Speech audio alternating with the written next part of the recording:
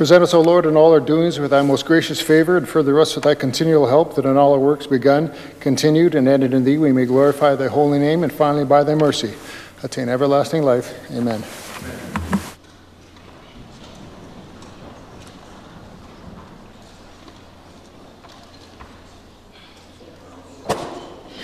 Introduction of guests. I recognize the Premier. Thank you, Mr. Speaker. I would request leave for an extended introduction. Premier's requested leave for an extended introduction. Is leave granted? I recognize the Premier. Thank you, Mr. Speaker, and it's my great pleasure to introduce to you and through you to all members of this Assembly a very special guest that has joined us here today. With us here today is Her Excellency Susan Lejeune Delgershak, the British High Commissioner to Canada. Accompanying Her Excellency today is Carolyn Saunders, the British Consul General in Calgary, and Alex Flynn, the Honorary Consul of the United Kingdom in Saskatchewan. Mr. Speaker, this is the High Commissioner's first official visit to our province since her appointment in August of 2017, and we're very pleased that she's making her first visit here today in the month of April, as opposed to a few weeks ago in the month of February. After all, we do want her to return to Saskatchewan as soon as possible. Mr. Speaker, Her Excellency is an experienced diplomat. She has served with distinction in the United States, in South America, in Asia, and in Europe. Her previous appointments include ambassador to Austria as well as to France, as well as her government's permanent representative to the United Nations in Vienna. Mr. Speaker, the High Commissioner has a very busy schedule during her stay that includes meetings with a number of cabinet ministers and I believe a meeting with yourself, Mr. Speaker. And I look forward to discussing a range of issues with Her Excellency later this afternoon. The delegation will also meet with officials from SaskPower, from STEP, from the University of Regina, as well as Saskatchewan Polytechnic.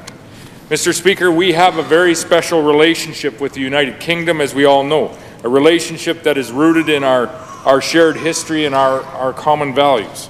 Newcomers from Great Britain helped build our province many, many years ago. About 40% of Saskatchewan citizens actually claim British ancestry. We meet this afternoon in a legislature that is governed by the rules and traditions of the British parliamentary system, under the watchful gaze of our commendable Queen. Mr. Speaker, British Prime Minister Margaret Thatcher commented on this special relationship in a speech that she provided to the Canadian Parliament in 1983, and it went like this, I quote, "We believe in the same high and honourable ideals. We stand ready to defend our free and independent way of life, and we agree on the great purpose which we must pursue in the wider world." End quote. Mr. Speaker, the links between our two nations are just as strong today as they were when Prime Minister Thatcher made those remarks. We share a relationship that is warm, that is enduring. We share a friendship that is certain to stand the test of time. And Mr. Speaker, I wish Her Excellency all the best during her visit to Saskatchewan here, and I would ask all members to join me in welcoming our guests to this Assembly and to the province of Saskatchewan. Here, here.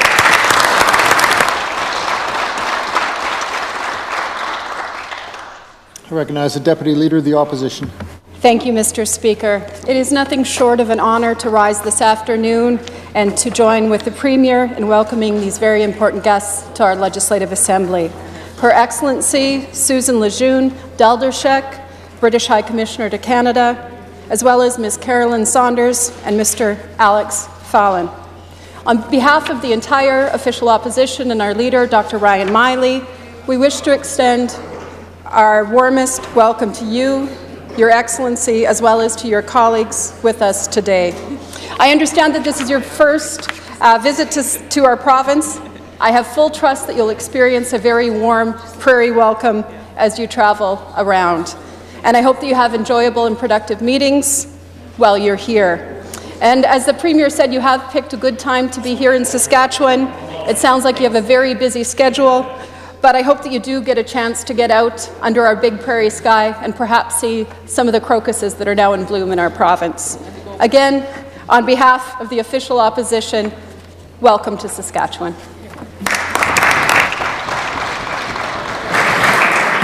I recognize the Minister of Health. Thank you, Mr. Speaker. To you and through you to this Assembly, it's my pleasure to introduce some guests in your gallery, Mr. Speaker.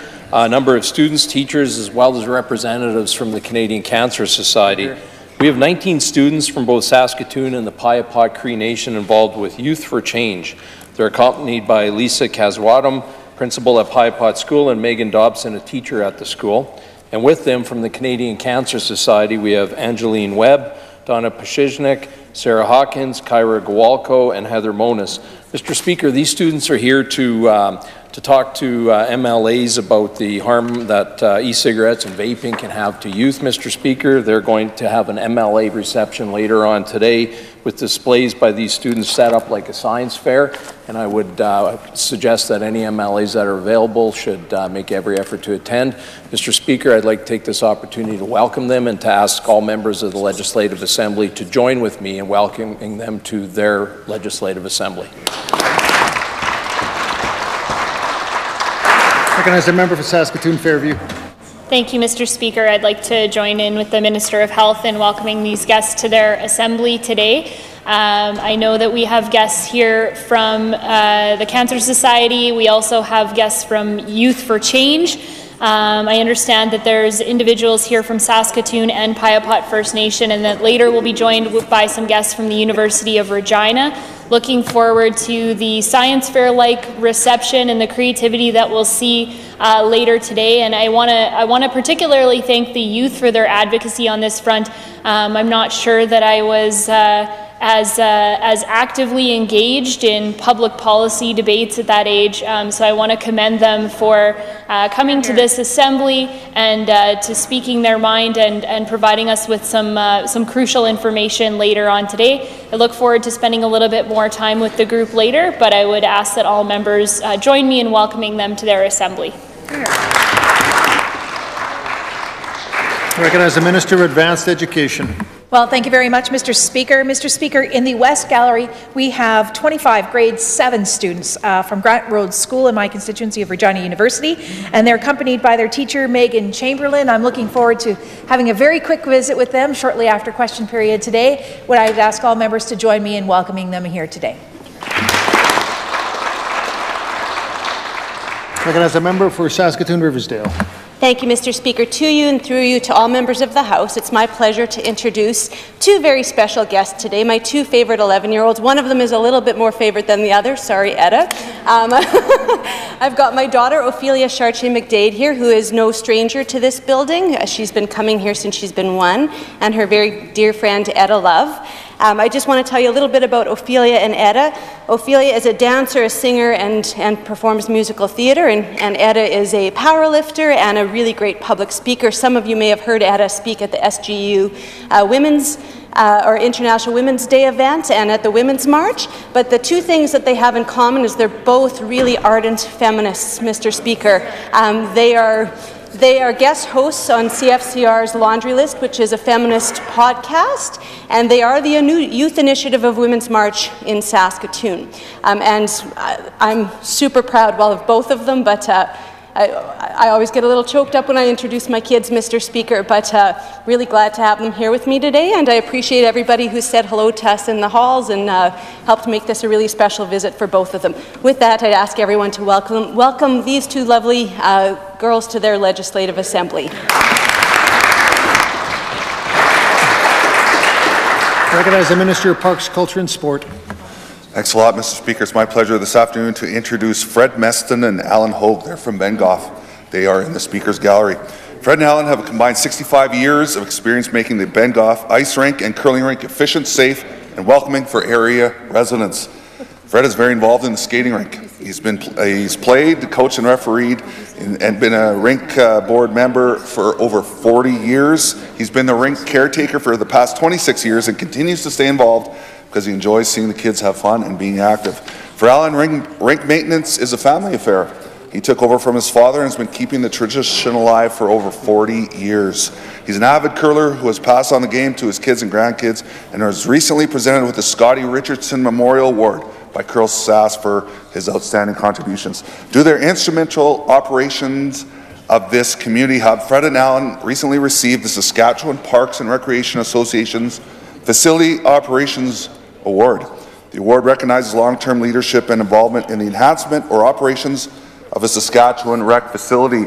Joined in the gallery are Fred's wife Marlene and Alan's wife Joanne. Mr. Speaker, we all know how important rinks are in communities right across our great province, and I'd like all the members to join me in thanking Fred and Alan for their decades of dedication making Saskatchewan a great place to live. So help me welcome them.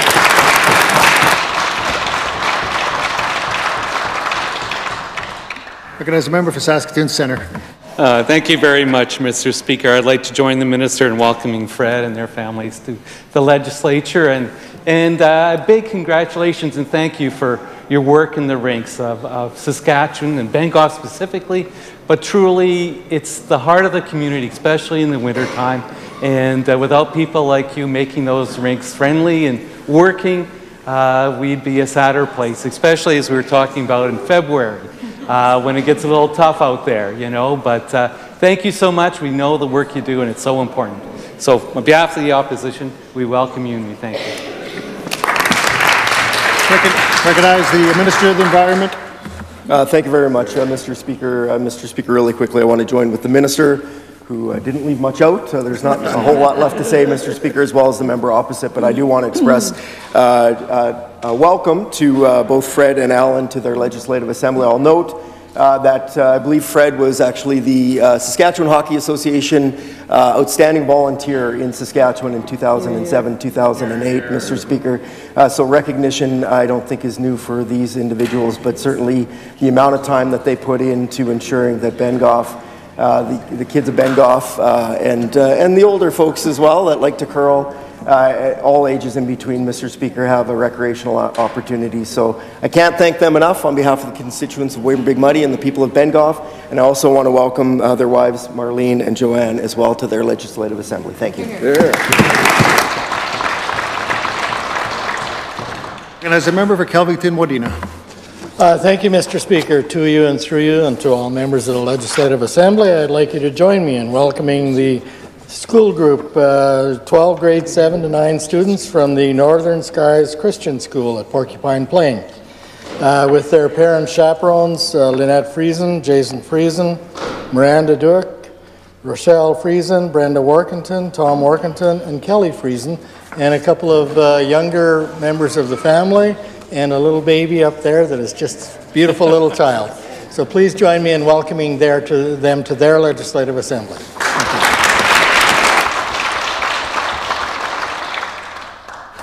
Presenting petitions.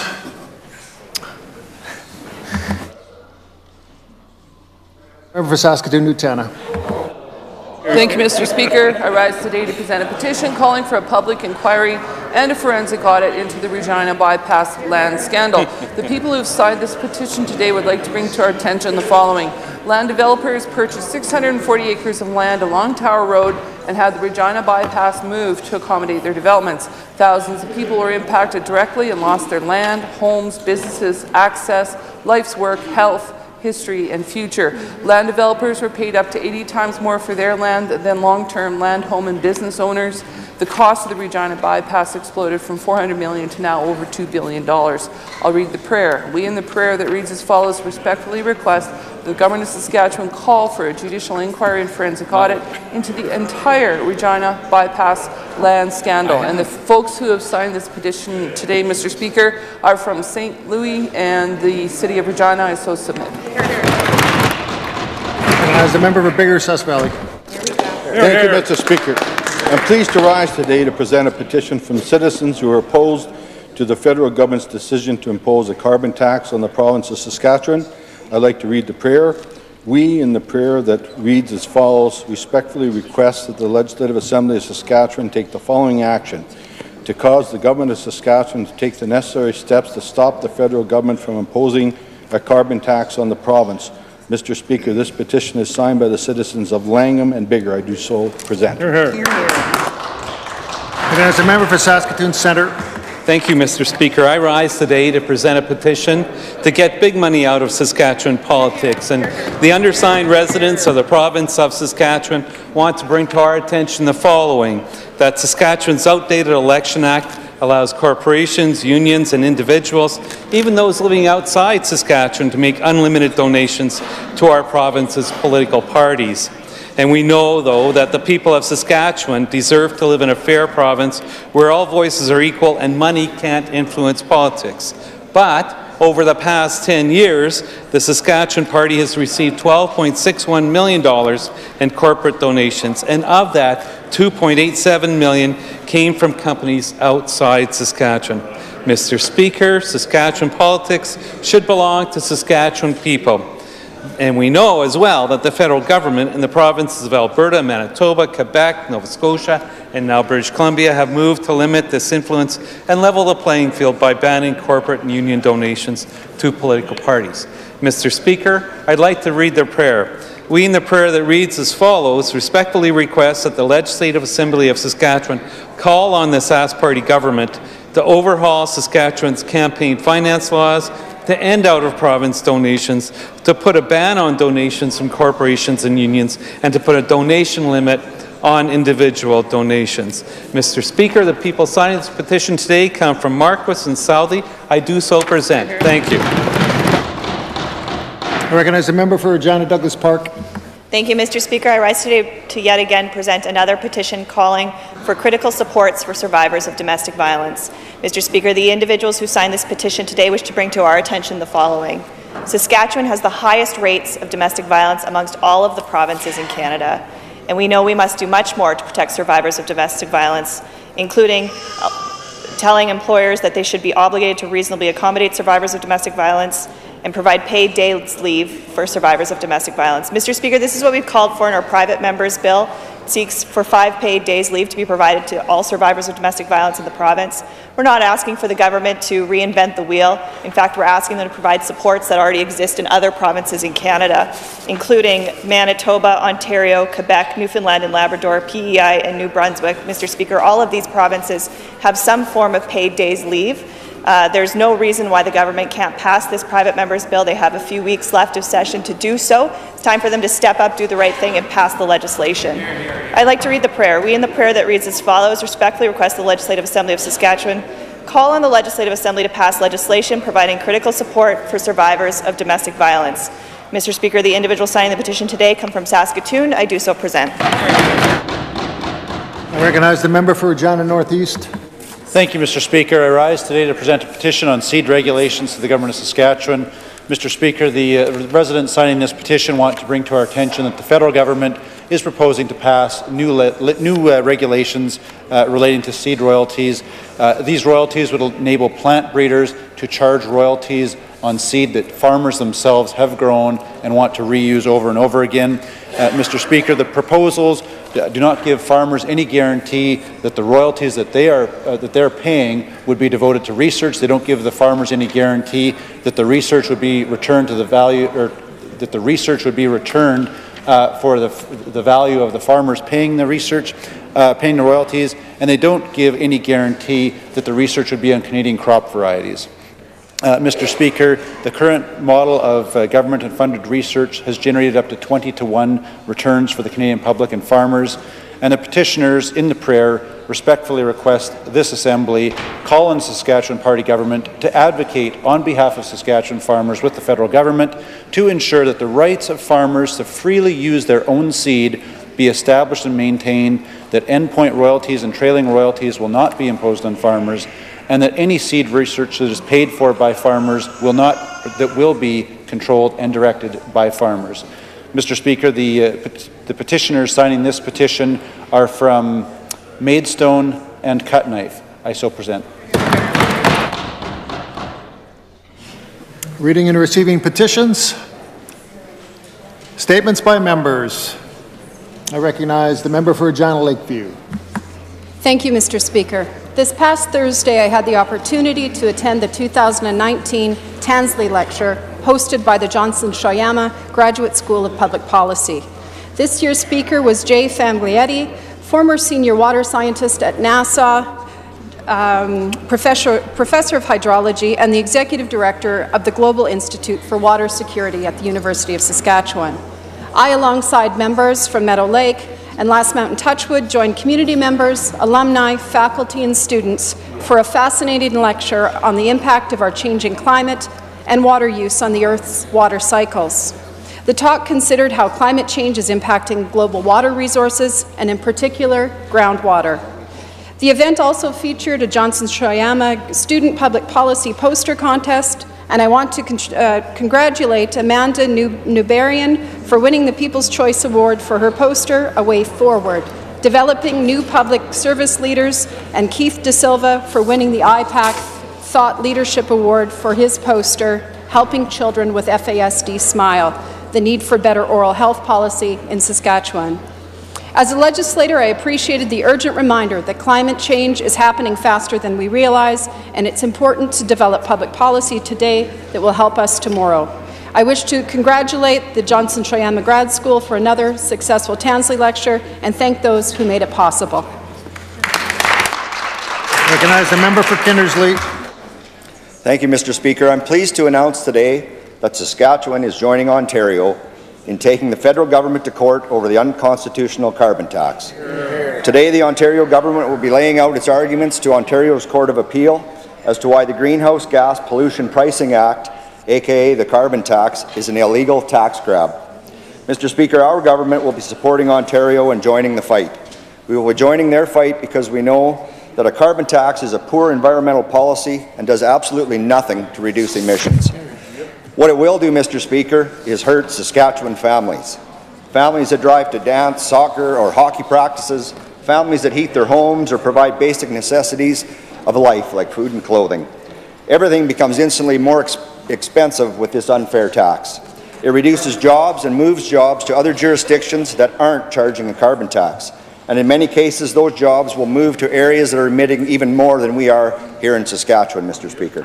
It's quite interesting to note who is supporting the federal carbon tax, Mr. Speaker, the BC NDP. The same NDP government that has been donating to members on that side. So, Mr. Speaker, will the members on that side of the House stand up for the people of this province or stand with their donor BC cousins? Thank you, Mr. Speaker. Recognize the member for Prince Albert Northcote. Thank you, Mr. Speaker. On April 9th, I had the pleasure of attending the Saskatchewan Volunteer Medal Awards ceremony, where I witnessed two Prince Albert women receive awards, Tina Pohl and Myrna Nagy. Tina Pohl volunteers at Victoria Hospital and is the front of house captain at the E.A. Rawlinson Centre. She volunteers with the Royal Canadian Legion, the Red Cross, and at the First Nations Fine Arts Festival. She also finds time to assist with food services for our homeless. Tina has won the hearts of Prince Albert's arts community with her high level of volunteerism at their events. Myrna Nagy began volunteering while in grade 9 at Wesley United Church and has not stopped since. She joined Beta Sigma Phi, where she has been a member for over 50 years. She has been involved with the Cadets and has served on the Kingsman Foundation. She served on the Prince Albert Chamber of Commerce, Prince Albert Crime Stoppers, the Downtown Business Association, the Prince Albert Winter Festival, Prince Albert Tourism, and the Council on Aging.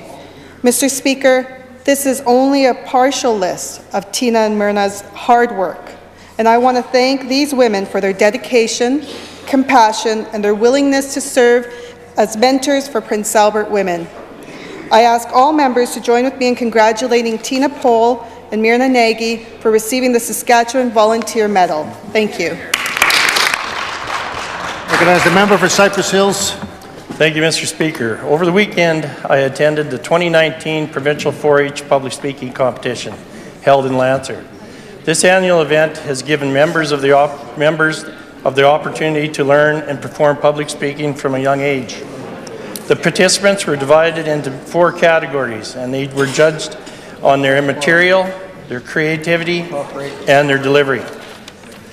Each participant shared a unique, informative, and entertaining speech on the topic of their choice.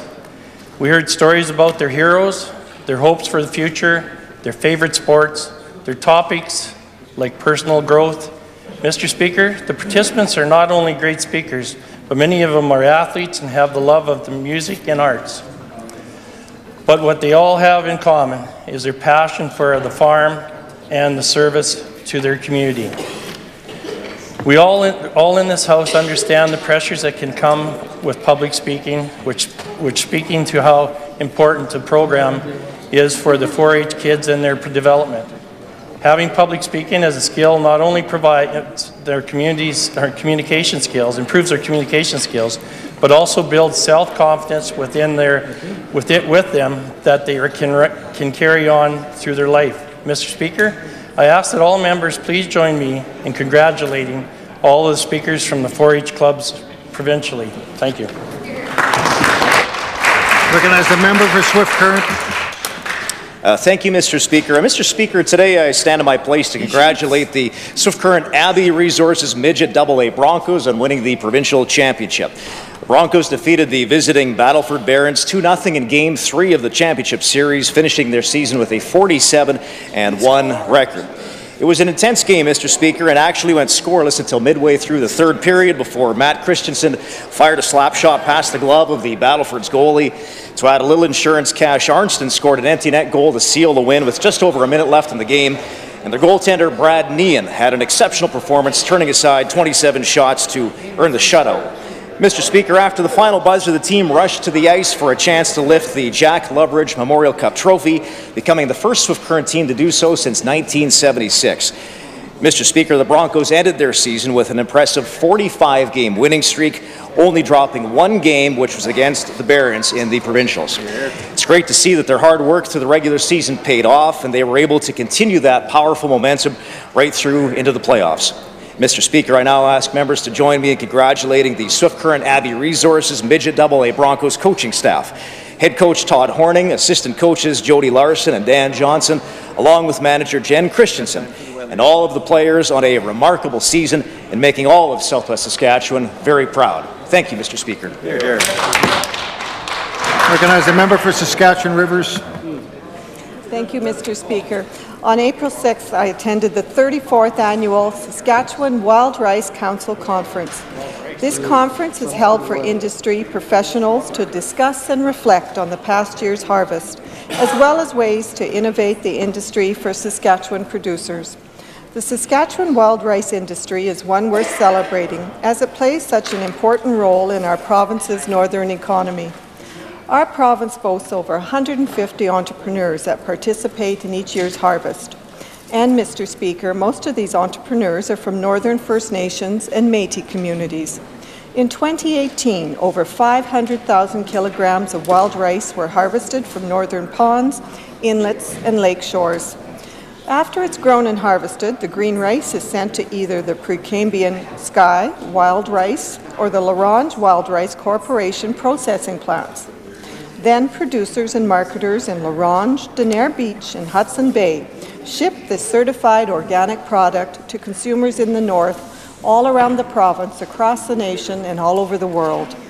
I am thrilled to know that this product, a northern Saskatchewan product, has this kind of reach. I want to thank this year's organizing committee and the Saskatchewan Wild Rice Council and their many partners involved in this year's conference. Thank you, Mr. Speaker. Recognize a member for Martensville. Thank you, Mr. Speaker. The Leader of the Opposition recently retweeted an article entitled "Low Taxes Are Nothing to Brag About." The article actually condemned us for not raising taxes. It said we shouldn't be proud of having such low tax rates. We should look to Quebec and their much higher tax rate as the way to go. Now, retweets usually come with some commentary from the retweeter. Did the NDP leader say, "What? This is nuts. We should be proud of our low tax regime.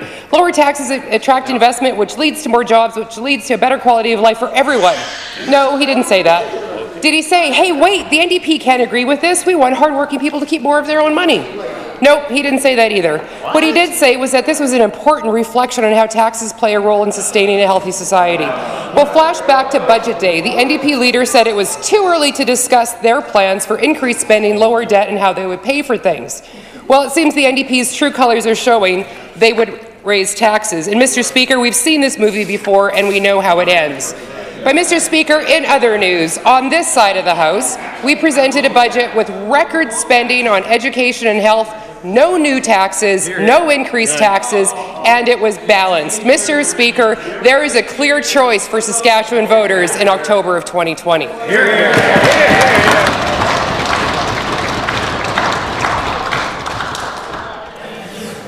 Question period. I recognize the Deputy Leader of the Opposition. This government's failure to adequately fund our children's education is failing the next generation, Mr. Speaker. Now, keeping with their practice of bringing questions from the public into this Assembly, my first question today is from Dale in Moose Jaw. Quote, "Early childhood education is the foundation for a lifelong education journey. Yet ECE professionals are woefully underpaid, in some cases earning between $11 to $12 per hour, and in most cases under $15 per hour." Close quote. To the Premier, what is the plan to make sure that those who give so much to educate the next generation can earn a decent wage? I recognize the Minister of Education. Thank you, Mr. Speaker. Mr. Speaker, this government understands the importance of early years education, Mr. Speaker. We've invested hundreds of thousands of dollars, Mr. Speaker, in this year's budget, Mr. Speaker, intended to support wage increases. Since 2007, Mr. Speaker, over $9 million to improve wages and benefits of staff in our child care centres, Mr. Speaker. Mr. Speaker, we understand the importance of this, Mr. Speaker. We know that operators are increasing monthly fees to compensate for increased payroll, Mr. Speaker. But we also know, Mr. Speaker, that this government has made some commitments with respect to increasing those. We also provide assistance, Mr. Speaker, so that ICE workers can retrain, Mr. Speaker, and get more education so that they can fulfill different roles within that, Mr. Speaker. But, Mr. Speaker, 114% increase in funding, Mr. Speaker, since 2008, 2009. I think that demonstrates the government's commitment to early years education, among a number of other programs that we've initiated. Recognize the Deputy Leader of the Opposition. Mr. Speaker, I'm not sure that that minister understands just how difficult it is for these workers to make ends meet, making less than $15 an hour. Moving on to another topic, Mr. Speaker, this weekend we learned about rural school divisions that are being forced to run deficits because of the Sask Party's cuts and chronic underfunding. Chinook School Division is planning to run a budget with a $4.8 million deficit this year, and this is the 5th year in a row that it has forecast red ink. How can the Sask Party say that their budget is balanced when there's not only a deficit in our classrooms, but one in the budgets of school boards as well? Recognize the Minister of Education. Mr. Speaker, our record of funding education is clear, Mr. Speaker. Over $56 million added to the education budget, Mr. Speaker. This year, the largest education operating grant in the history of the province, Mr. Speaker. Now, Mr. Speaker, I've had some conversations with a number of school divisions. Certainly 60% of the increases in funding go to the 4 lower school divisions in Saskatoon and Regina, Mr. Speaker, notwithstanding the fact that they had 89% of the student increases. Now, the formula, as the member knows, is heavily weighted to enrollment and enrollment increases, Mr. Speaker. And that's why I've made some comments publicly over the last little while about looking at the formula. We have a review committee that's looking at it, Mr. Speaker, but as we go forward and talk about innovation and funding, not only talk about innovation and funding, Mr. Speaker, but talk about innovation in education delivery, Mr. Speaker. These are important conversations that we need to have, Mr. Speaker. This government's committed to having them. We want to make sure that we're supporting school divisions across the province. Recognize the Deputy Leader of the Opposition. Mr. Speaker, the Northeast School Division will see a bit more money than Chinook, but their Director of Education says that the extra $224,000 is nowhere near enough to make up for past losses. He said that the division will dip into its reserves this coming year to help fill a $2.5 million deficit. We know that they can't run a deficit forever and that it will likely mean staff reductions and even larger class sizes. Does the minister really not understand the damage that was done when his government hacked and slashed education funding in rural Saskatchewan? Why is this government taking rural education for granted? I recognize the Minister of Education. Mr. Speaker, Mr. Speaker, I'm not sure, Mr. Speaker, record investments in public education, not only on the operating side, Mr. Speaker, but on the capital side.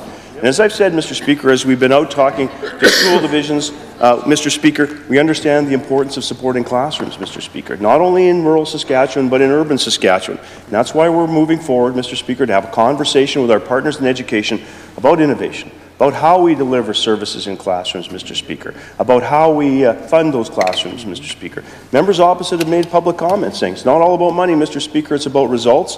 And I couldn't agree more, Mr. Speaker. So we're going to continue to have these conversations with our school divisions to make sure, as we move forward, as we talk about innovation, that we're properly resourcing our classrooms, Mr. Speaker. The record of this government since we formed government is clear in terms of our support of public education. The last two budgets demonstrate that. That's great.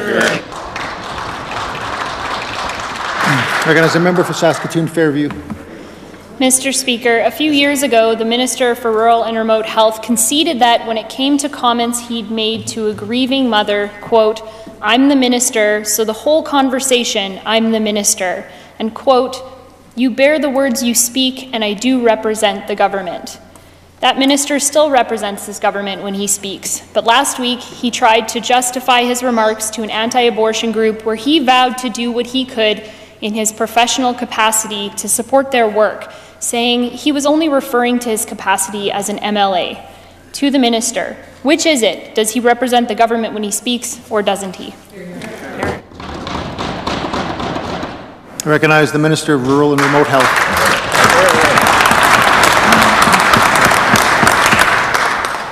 Mr. Speaker, I represent the government when I speak, and let me put this on record, Mr. Speaker. Questions were raised in the House last week about rural coverage of Mifigay-Miso. And although Mifigay-Miso is a formulary issue, it's led by the Minister of Health. We split our duties, and that's one of his leads is the formulary. But I'm still happy to answer this question on behalf of the government and on behalf of myself. Mr. Speaker, we realize that access to abortion is a federal issue. It's been ruled on by the Supreme Court of Canada, and it's the rule of law in our country. Our government's position is we respect the rule of law, we support women's reproductive rights, and I support our government's position, Mr. Speaker. The Ministry of Health is currently conducting that review of Mifigay-Miso, and we expect those results to come back in the near future, and that's been done by the request of the Minister of Health and myself. My personal views have not and will not affect this review, Mr. Speaker. Recognize the member for Saskatoon Fairview. When medical students were here recently advocating for Mifigay-Miso coverage, the minister said that he tried to, quote, keep his personal beliefs out of the job, and that, quote, you can't legislate people's morality or their choices.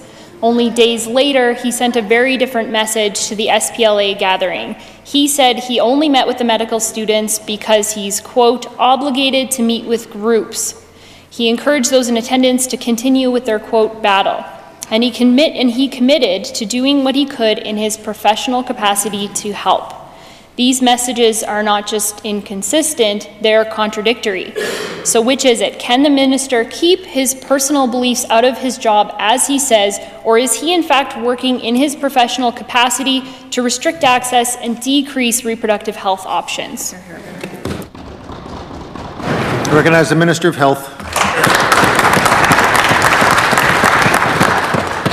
Thank you, Mr. Speaker. As the Minister of Rural and Remote Health has just said, he has not let his any personal beliefs get in the way of appropriately doing his job as Rural and Remote Health Minister, Mr. Speaker. To the issue that the member opposite raises on Mifigay-Miso, as I said many times in the House over the last couple of weeks, had the opportunity to meet with the medical students. They made a very good presentation, Mr. Speaker. I offered to them, and I followed up with that. They have an opportunity to meet with officials from the ministry. I believe that's set for, I think, next week or the week after, Mr. Speaker. In the meantime, I've asked officials, with the support of the Rural and Remote Health Minister, to conduct a review, as we would in any of these cases, Mr. Speaker, as we did when we decided to provide universal coverage for HIV medication. Mr. Speaker, let me make this perfectly clear. The only issue that's left to deal with this is whether tax dollars are going to pay the entire cost of the people that use Mifigay-Miso, or whether we would stay with the current program where the most vulnerable are protected, and in emergency situations, people are also protected, Mr. Speaker. I recognize the member for Saskatoon Fairview. Mr. Speaker, a one-time emergency fund that's only accessible by the lowest income people after they have no other options, one-time accessibility fund. That's not a plan for access. The minister says this isn't an access issue. Try telling that to a young woman in Isle La Crosse or Carnduff who can't afford to travel for a procedure and can't afford the $300 medication. Availability and affordability are still very real issues for access to this medication. And as a result, patients are left with an option that is less safe and more expensive to the public system. And outside of Saskatoon and Regina isn't an option at all. The clearest message this government can send that it is not seeking to limit access to care is to announce today that Mifigay-Miso will be covered. Will the minister make that commitment today? Hear, hear. Recognize the Minister of Health. Mr. Speaker, first the members opposite accuse the Minister of Rural and Remote Health of somehow inappropriately slowing down this process and not dealing with it appropriately. And then the member opposite says you should just throw the whole process away that you always follow and just do what they say right now. Mr. Speaker, we're not going to do either of those things. Mr. Speaker, we're going to follow the normal process we do. The point I was making about the emergency assistance is in the meantime, until the decision's arrived at, people are covered for that pharmaceutical, Mr. Speaker. Here, here. Recognize the member for Saskatoon Fairview. Mr. Speaker, we should not be following the same process we always follow because this is not the same as every other prescription. Every other prescription that gets covered doesn't completely replace a surgical procedure that's already on the books for the government. Mr. Speaker, this is an issue for people of this province. Since Friday, 1,000 people have signed our online petition requesting for full funding of Mifigay-Miso. Clearly there's public support, and we're the last province once again. When will the minister commit to funding Mifigay-Miso? Hear, hear. Recognize the Minister of Health. Mr. Speaker, once again, I need to correct the record. Mifigay-Miso does not. I think the words she used were completely replace a surgical procedure. It doesn't. There's a window during pregnancy that drug can be used, Mr. Speaker, not the entire window. Mr. Speaker, as I said, I'm not understanding what part of Mr. Speaker, I'm not understanding what part of yes, those members can accept. We are reviewing this. We will make a decision in due course. In the meantime, the most vulnerable are protected, Mr. Speaker, and in emergent situations, those people are protected as well. Recognize the member for Saskatoon Fairview. Mr. Speaker, this medication has the potential to fully replace a surgical procedure up to 9 weeks gestation. So there is an important access piece here, and this is something that the minister should be looking at funding immediately. There's no excuse for the fact that this delay has happened and we're the last province. Hear, hear. Mr. Speaker, on Thursday, the Star Phoenix reported, quote, asked whether he agrees with Canadian law allowing access to abortions or whether he thinks it goes too far, Ottenbright responded, I don't know if a person can even comment on that, it's the law, end quote. But from his comments to the SPLA, one can only conclude that he wants to see the law changed. How can Saskatchewan people trust a minister to facilitate access to a service that he has vowed to work at undermining? Hear, hear. Recognize the Minister of Health.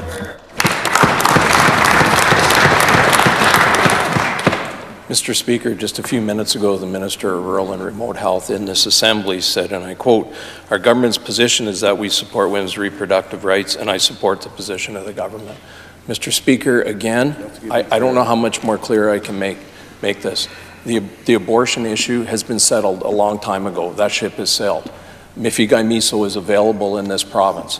Mr. Speaker, the only issue left to determine is whether we make a change to the way it's funded. Mr. Speaker, as I said many times last week, Mr. Speaker, that's under review, and we will arrive at a decision that as promptly as possible.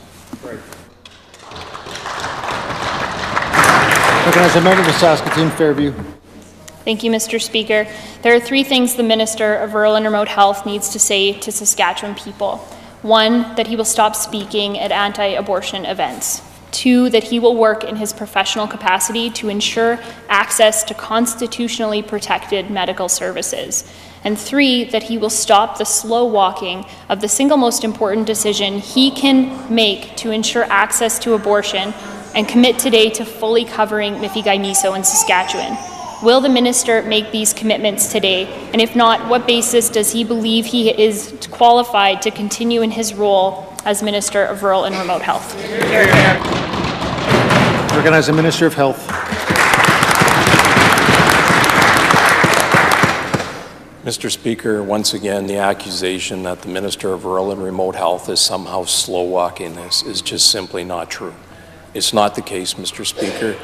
I directed ministry staff, along with the support of the Minister in Rural and Remote Health, to do a review. Mr. Speaker, once again, as I've said many times last week, today, here's the situation. Mr. Speaker, abortion is legal in this country. It's the job of the government to ensure those services are available, Mr. Speaker. That's what we're doing. Mr. Speaker, Mifegymiso is available in the province. It's a matter of simply of getting a prescription from a doctor, Mr. Speaker. The only issue left to determine is who actually pays for it, Mr. Speaker, whether or not we use tax dollars to pay for this across the board, Mr. Speaker. We will make that decision in due course once the ministry has completed a review. Recognize the member for Saskatoon Fairview. Thank you, Mr. Speaker. This question is for the Minister of Rural and Remote Health. Who is responsible for this file and whose public comments have been called into question in this particular situation? The statement the minister makes must be more than that the Supreme Court has made this decision. Mr. Speaker, the people of Saskatchewan deserve better. The minister must provide some assurance that he is willing and able to do his job fully. The minister's own words have left serious doubts as to whether that's the case. So he can use his own words now to put those doubts to rest. Will he stop speaking at anti-abortion events? Will he work to ensure access to constitutionally protected medical services? And will he commit today to fully funding Mifegymiso? Recognize the Minister of Rural and Remote Health. Mr. Speaker, as I just stated, we respect the rule of law in Canada. The Supreme Court has ruled that abortion is legal in this country. Our government respects that law. I respect the law of the government, the policy of our government, and I support that policy, Mr. Speaker. We support reproductive rights for women in this country. It's a matter of law, and I support that policy, Mr. Speaker. You know, when it comes to representing my constituents, you know, I'll always represent my constituents. But, Mr. Speaker, again, I said my views have not and will not affected any part of my file when it comes to representing women's rights and reproductive rights in this province, and I'll continue to do that. Recognize the member for Saskatoon Fairview. Mr. Speaker, the people of Saskatchewan deserve better than this. The minister has failed to provide any assurance that he is willing and able to do his job. Since the minister has proven himself incapable of doing his job, will the Premier find a Minister of Rural and Remote Health who can? I recognize the Minister of Health. Mr. Speaker, on a couple of occasions today, the minister very clearly laid out that he supports the position of the government of Saskatchewan. Mr. Speaker, let me make that position perfectly clear. Abortion services are legal in this country, and it's an expectation under the Canada Health Act that they're provided. Mr. Speaker, we ensure that they are provided. The drug Mifegymiso, Mr. Speaker, is available in Saskatchewan. As I've said repeatedly over and over, Mr. Speaker, the only issue left to decide is whether tax dollars will pay for that drug in its entirety or not. Mr. Speaker, we've asked the ministry to do a review. Once they come back with the review, we'll make a decision at that time. Thank you, Mr. Speaker. Recognize the member for Saskatoon Fairview. Thank you, Mr. Speaker. We'll give the Minister of Rural and Remote Health another opportunity to answer some of these questions more clearly. Will he stop speaking at anti-abortion events? Will he work to ensure access to constitutionally protected medical services? And will he commit today to fully funding Mifegymiso? Recognize the Minister of Health. Mr. Speaker, as the Minister of Rural and Remote Health mentioned a little bit earlier today, that on a number of areas, while we work closely together, we split up some duties because health, of course, is a huge file. Mr. Speaker, the member in an earlier question had asked who's responsible for this. Mr. Speaker, this is a formulary question. All the other questions have been answered, and I'm the lead minister for the formulary, Mr. Speaker, so I'm happy to take this question. Mr. Speaker, once again, as I've said numerous times, the only question left to answer is how whether we're going to fund Mifegymiso in its entirety, or whether it'll continue to be funded like other drugs, Mr. Speaker. That's under review. In due course, we'll make that decision.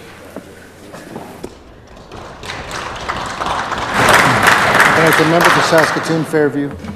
Mr. Speaker, the minister's unwillingness to answer anything about future opportunities to speak at anti-abortion events raises serious concerns for the people of this province. To the Premier, what message does this send to the people of Saskatchewan?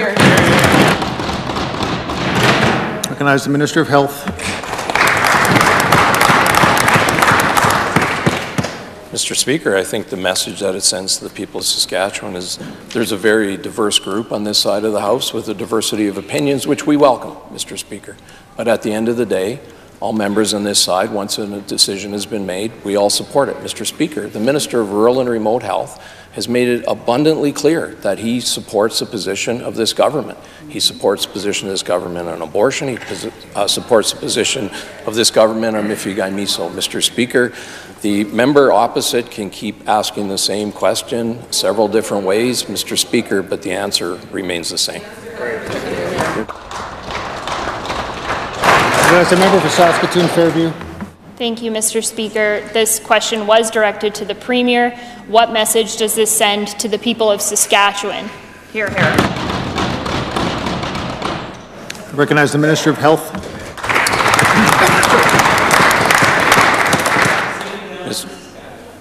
Mr. Speaker, as I've said, and the Minister of Rural and Remote Health has said, I'm the lead minister on the file for the formulary, Mr. Speaker, so I will take that question.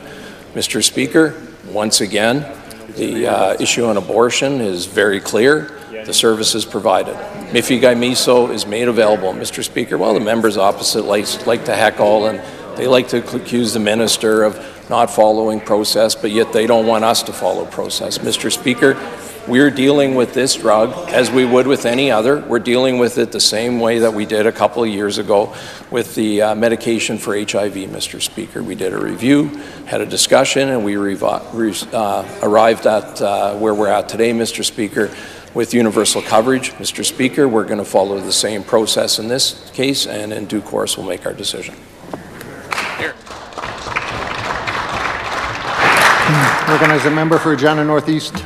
Thank you, Mr. Speaker. Last week, the government released their first climate change resilience report, but it's been met with skepticism by many, and for good reason. Because in addition to lacking overall tracking and individual emissions, it's also missing a key ingredient: water. Mr. Speaker, as climate change worsens, our weather jumps from one extreme to another, from increased flooding to droughts and wildfires. Our province needs to be prepared for the worst. This includes our agriculture industry. Irrigation consumes almost 40% of our water, but there's no plan in this report to address projected water scarcity. To the Minister, what is the plan to protect our agriculture sector as water resources become more scarce?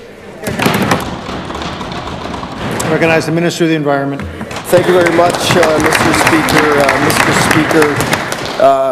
Speaker, I'm very happy to stand on my feet and talk about the Prairie Resilience Framework, the results of that, Mr. Speaker. This is a commitment that we've made on this side of the House that each and every year we're going to report on 25 measurements, Mr. Speaker, knowing that this is a living document. Those 25 may change over time.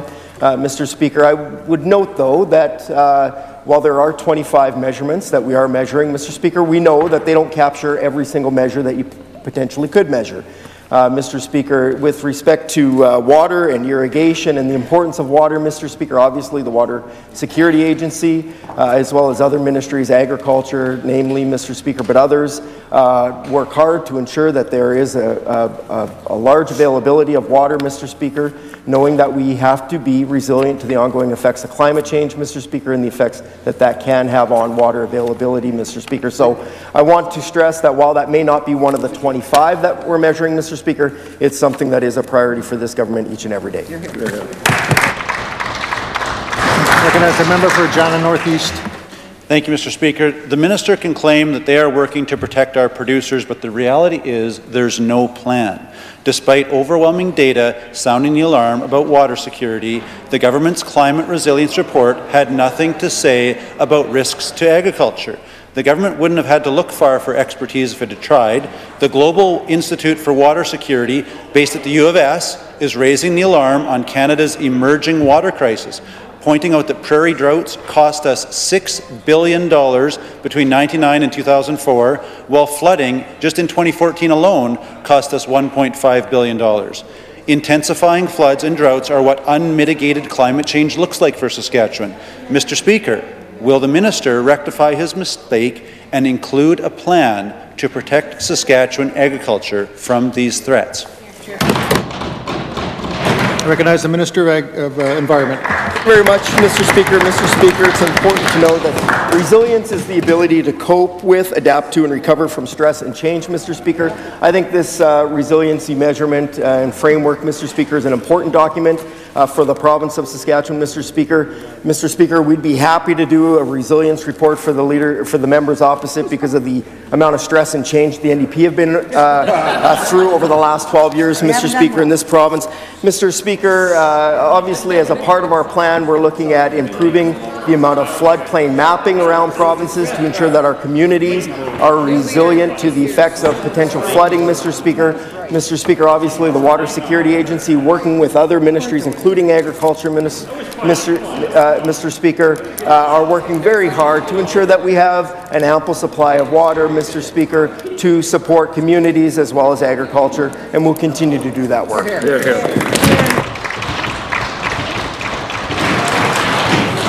Ministerial statements. Introduction of bills. Presenting reports by standing and special committees. Orders of the day. Orders of the day, government orders, adjourned debates. Item number 1, resume debate on the second reading motion for Bill number 168, the Justices of the Peace Amendment Act 2019, is Sproul.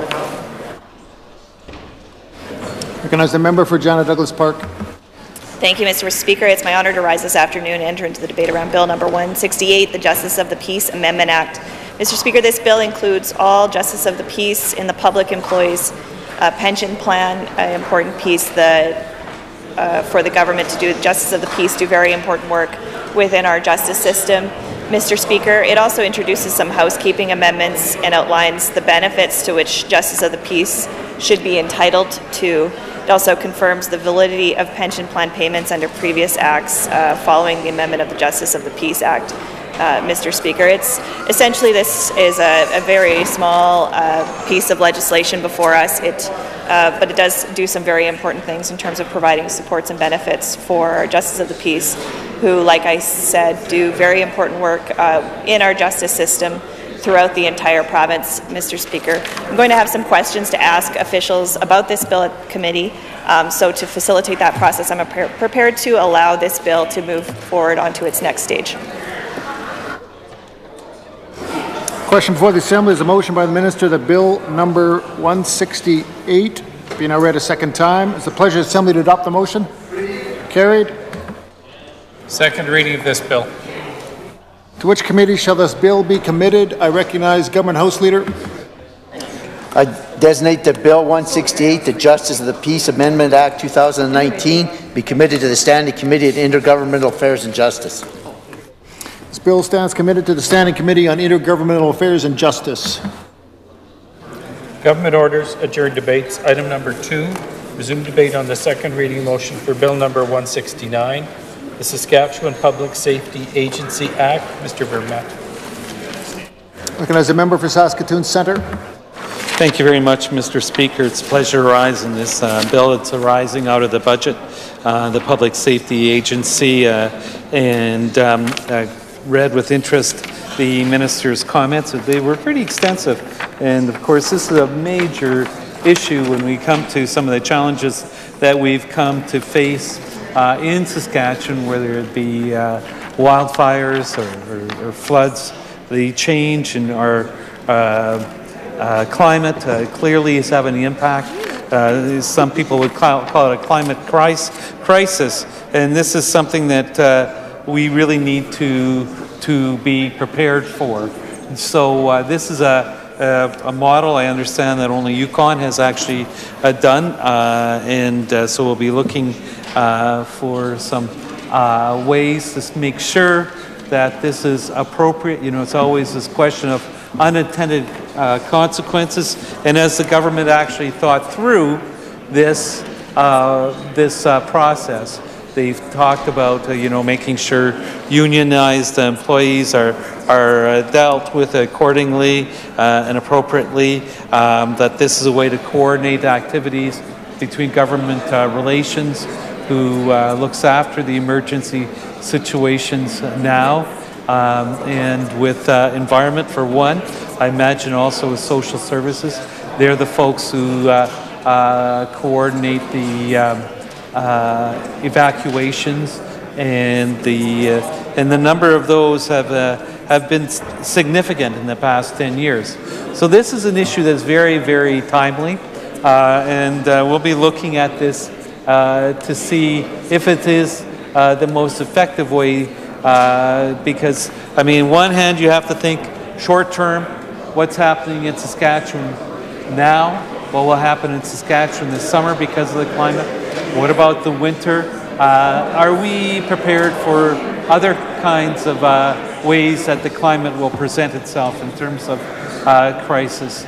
We've seen now one of the coldest Februaries that we've ever experienced in quite a while. It was breaking all sorts of records. Now, on one hand, we're very, very prepared for that. I mean, because we are a tough group, a bunch of us, and I see the folks who look after our skating rinks and things like that. We're here. We have a way of dealing with that. But it will be interesting to see how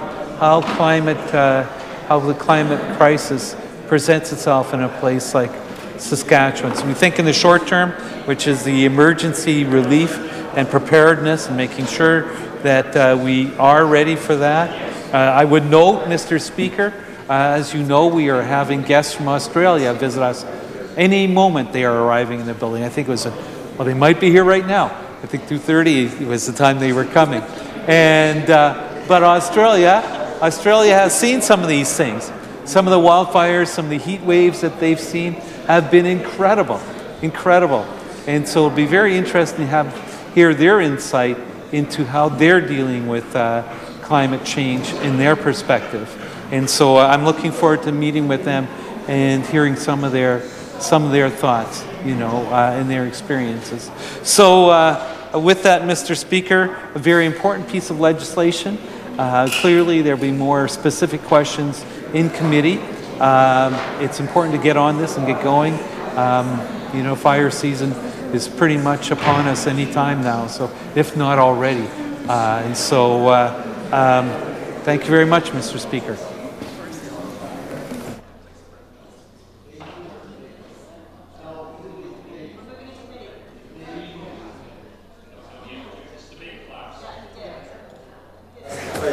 Question before the Assembly is a motion by the Minister that Bill number 169 be now read a second time. Pleasure to the Assembly to adopt the motion. Carried. Second reading of this bill. To which committee shall this bill be committed? Recognize Government House Leader. I designate that Bill 169, the Saskatchewan Public Safety Agency Act, be committed to the Standing Committee on Intergovernmental Affairs and Justice. Hear, hear. This bill stands committed to the Standing Committee on Intergovernmental Affairs and Justice. Government orders, adjourned debates, item number 3, resume debate on the second reading motion for Bill number 170, the Mineral Taxation Amendment Act 2019. Mr. Witherspoon. Recognize the member for Saskatoon-Newtana. Thank you, Mr. Speaker. I'm pleased to rise today to enter into the debate on this budget bill. It's a short bill, and it seems to be trying to accomplish a little more clarity when it comes to uncertified mineral titles that are actually quite rife in the land title system. I've had some experience working in this field. When I was early 2000s, I was seconded to the land title system to work on some of the mineral titles that were in question, and many of these were uncertified. So I think to begin with, the minister's speech actually left a lot to be said on this bill, Mr. Speaker, and I think really doesn't address the changes at all that are being proposed. So we're certainly going to have to ask a lot of questions of her in committee, that's unfortunate because we often look to the second reading speech to give us some indication as to what the impact of the legislation will be. She did spend a lot of time talking about Alberta corporations, Saskatchewan corporations, and what contribution they make to the mineral rights, Mr. Speaker, and the mineral rights tax revenue. But the changes that are happening are to Section 18 of the Mineral Taxation Act, which really is about arrears of taxes and actually the government taking title to some of these uncertified mineral titles that the tax bills aren't being paid for, Mr. Speaker. So I think it's important to look at Section 18 of the Mineral Taxation Act, which is the clause that's being amended. And the minister's comments don't address this whatsoever. In the arrears of taxes section, Section 18, there's a process that's set out. Now let's be clear, Mr. Speaker, there's a difference between having mineral rights, which is the ability to go in and drill. You get that from the title holder. So we're not talking about mineral rights here, we're talking about mineral titles and the taxation system that applies to people who have freehold mineral titles. There are thousands and thousands of people who have freehold mineral titles. Again, the minister only spoke about corporations that have freehold titles, but the vast majority of freehold titles that I've seen in my work, Mr. Speaker, are actually in the names of individuals, quite often descendants of the original homesteader who the way the mineral titles were issued in Saskatchewan was a little bit ad hoc in the first years. When you got your homestead, you got the mineral rights. Then as time went on, laws were changed and you would only get the surface rights, Mr. Speaker, and the mineral rights would remain in the Crown. And many of those titles would show minerals in the Crown. But for some of these freehold titles, when estates were dealt with, they only dealt with the farmland, they only dealt with the surface, and many of those mineral titles, I've seen ones that haven't been changed since 1908. Obviously that gentleman is gone, his estate has been wound up, and these titles are just hanging out there. If they have production value, then there are taxes that are due and owing on that particular title, and it's very difficult actually for oil companies to get the mineral rights to do the drilling on those lost titles, I guess you could call them, or you could call them orphan titles. They have no owner, there's no process in law other than a very expensive process that the Crown could go under to receive that mineral title, because there is no estate to which that title can attach. So Section 18, the arrears of taxes section in the Mineral Taxation Act, talks about what happens if there are freehold titles that have taxes due and owing and they're not being paid. Well, the first thing you do is you register a tax lien, which we know how those work. You send a notice to the address that's on the title.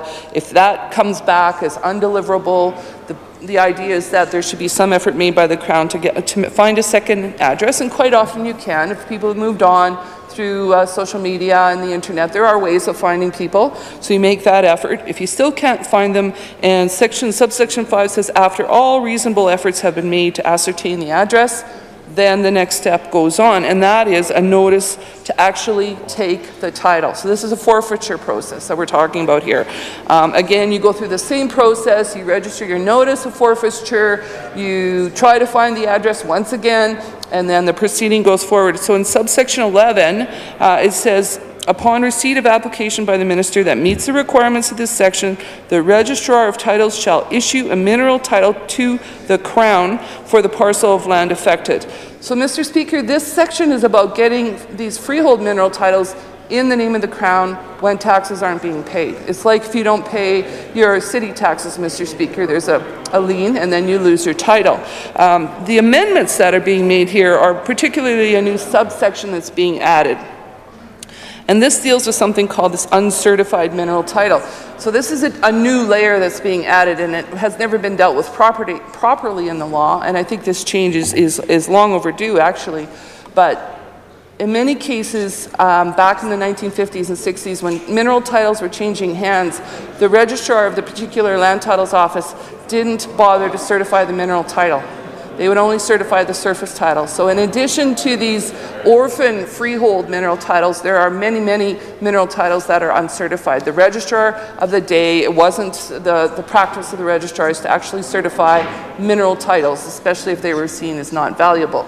Well, as you know, Mr. Speaker, what seems unvaluable one day may become very valuable the next day and may actually have some taxes accruing to it. So what this new change, if I understand it correctly, and the minister certainly didn't give any explanation in her speech, this says uncertified mineral title is issued to the, if an uncertified mineral title is issued to the Crown, Section 13 of the Land Titles Act applies with any necessary modification.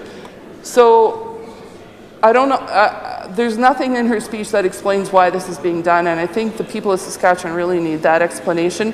This is going to affect probably any number of uncertified mineral titles. There's tens of thousands of them that exist in Saskatchewan today, and when the Crown moves to forfeiture, I think it behooves the Crown to provide a clear, thorough, and layperson's explanation as to exactly what they're doing in this bill, and the minister failed to do that in her second reading speech. So we have lots of questions for the minister in committee, and hopefully on the record then we can get some explanation for these changes. So, Mr. Speaker, that's the extent of my comments on this bill. Question for the Assembly is a motion by the minister that Bill number 170 be now read a second time. Is the pleasure of the Assembly to adopt the motion? Carried. Second reading of this bill. To which committee shall this bill be committed? Recognized Government House Leader. I designate that Bill 170, the Mineral Taxation Amendment Act 2019, be committed to the Standing Committee on the Economy. Good idea. This bill stands committed to the Standing Committee on the Economy. Government orders, adjourned debates. Item number 4, resume debate on the second reading motion for Bill number 171, the Income Tax Amendment Act 2019 is Muller. Recognize a member for Regina Northeast. Thank you, Mr. Speaker. It's my honour to participate in the debate on this bill. As I'm sure you can appreciate, Mr. Speaker, any legislation dealing with taxes tends to be fairly dry legislation. So I'm not going to spend a great deal of time commenting on where the periods and the semicolons and the particular choice of words are for this particular bill, Mr. Speaker. But Mr. Speaker, what this bill does do is it adds some credits for volunteer firefighters, and it adds some credits for volunteer search and rescue people, and some tax credits for volunteer emergency medical first responders. And Mr. Speaker, I just want to take a few moments to talk about the importance of those volunteers to our province. I'm sure many of us can relate to the terror of having a loved one go missing, and sometimes there's a perfectly legitimate reason for that, and you just don't know where they are and they haven't checked in, and sometimes it's a much more serious situation. But in any case, Mr. Speaker, when a loved one goes missing, the first responders dealing with the volunteers dealing with search and rescue are absolutely essential. I'm sure anybody who's in that situation, is tremendously grateful for the hours of volunteer service that those people put in. And the same goes for medical and fire first responders. Mr. Speaker, I think back to when I was a teenager and we had a couple of fires on our farm, and one of those required the volunteer fire department from the local, from the closest town to come. And Mr. Speaker, without their efforts, without the equipment and the hours of training and service that they put in, Mr. Speaker, the outcome would have been tremendously different. As it was, that fire had a pretty significant impact on our family's financial well-being. but we were thankful, extremely grateful to the volunteer fire department from Cut Knife for the work that they did, because they were able to stop the fire and put it out and limit that fire so that it was only a hardship and not a tragedy, Mr. Speaker. And so with that, Mr. Speaker, I'm going to conclude my remarks on this bill and appreciate the opportunity to participate in this debate. Question for the Assembly is a motion by the Minister that Bill number 171 be now read a second time. It's a pleasure to the Assembly to adopt the motion. Carried.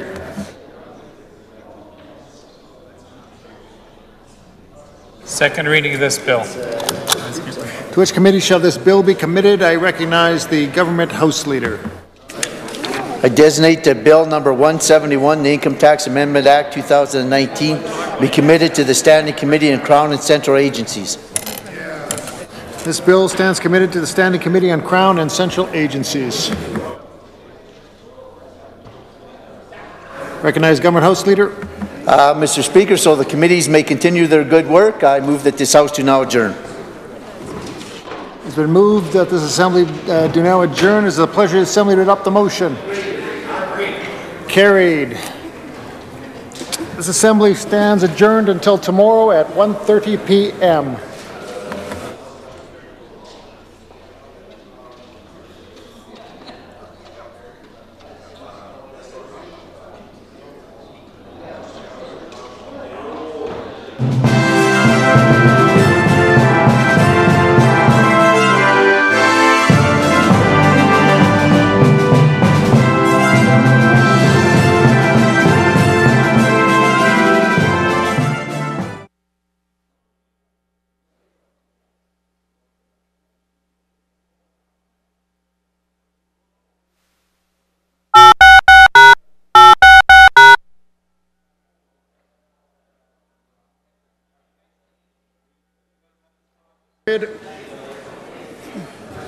I recognize the Deputy Leader of the Opposition. This government's failure to adequately fund our children's education is failing the next generation, Mr. Speaker. Now, keeping with their practice of bringing questions from the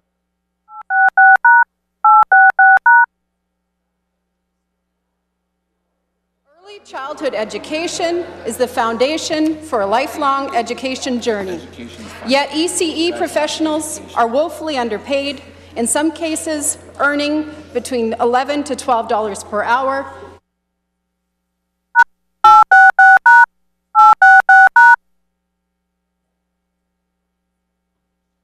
Who give so much to educate the next generation can earn a decent wage. I recognize the Minister of Education. Thank you, Mr. Speaker. Mr. Speaker, this government understands the importance of early years education, Mr. Speaker. We've invested hundreds of thousands of dollars since 2007, Mr. Speaker, over $9 million to improve wages and benefits of staff in our child care centres, Mr. Speaker.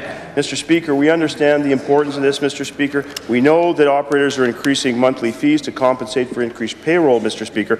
We also know, Mr. Speaker, that this government has made some commitments with respect to increasing those. We also provide assistance, Mr. Speaker, so that ICE workers can retrain.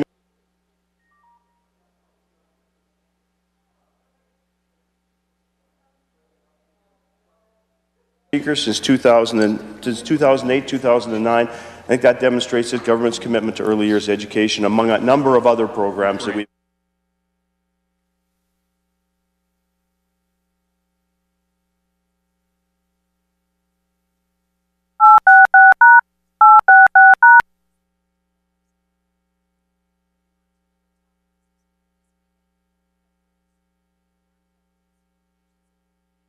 To run deficits because of the Sask Party's cuts and chronic underfunding. Chinook School Division is planning to run a budget